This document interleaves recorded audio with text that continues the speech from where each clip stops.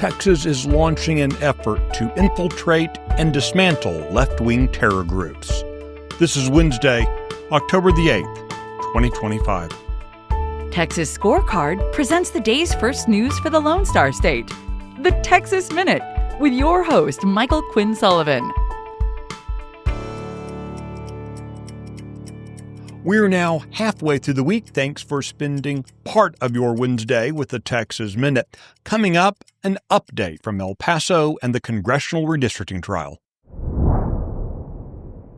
In the wake of escalating political violence nationwide, Attorney General Ken Paxton has announced the initiation of undercover operations aimed at infiltrating and dismantling left-wing groups associated with political extremism in Texas. The Office of the Attorney General will specifically target organizations alleged to have ties to Antifa and other radical movements, citing increased incidents of armed attacks on federal facilities and threats to the public. Paxton described those groups as, quote, a cancer on our culture. Last month, President Donald Trump officially designated Antifa as a domestic terrorist organization, directing federal agencies to investigate, disrupt, and dismantle any illegal operations associated with the organization. Robert Roberson was convicted of murdering his 2-year-old daughter Nikki nearly 20 years ago. As anti-death penalty activists clamor for his release from prison, the girl's family is saying that justice is due.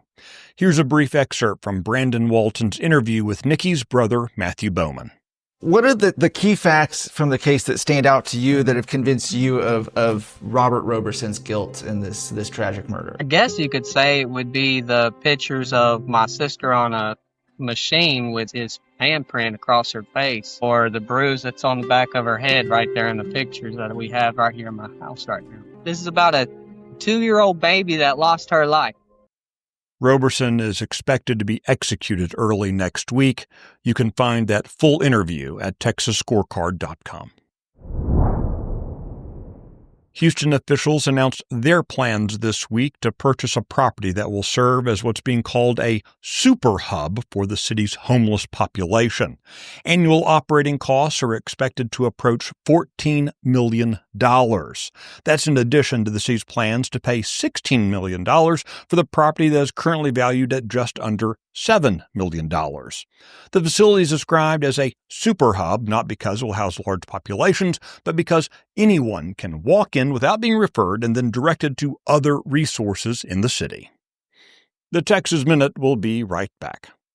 The Luke Macias Show is your access to what happens behind closed doors in Texas politics. Listen weekly to me, your host, Luke Macias, as I break down what is actually happening in conservative politics in the Lone Star State, a state that we all love and cherish.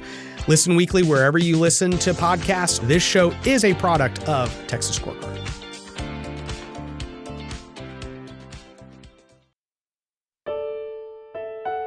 The Mapmaker at the center of Texas's redistricting case took to the stand on Tuesday at the federal courthouse in El Paso.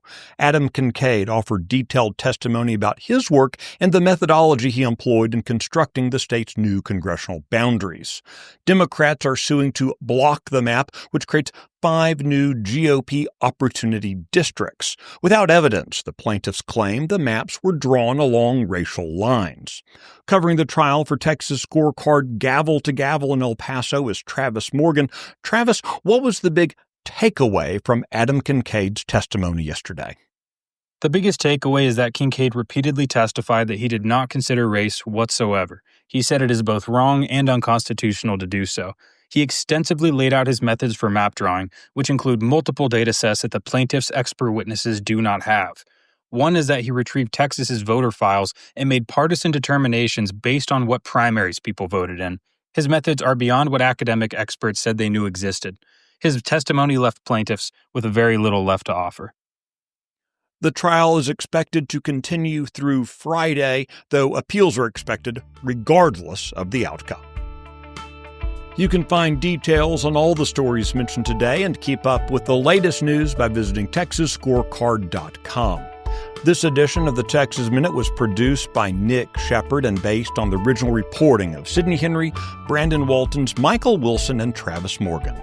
I look forward to seeing you out around the Lone Star State. Now go make it a great day.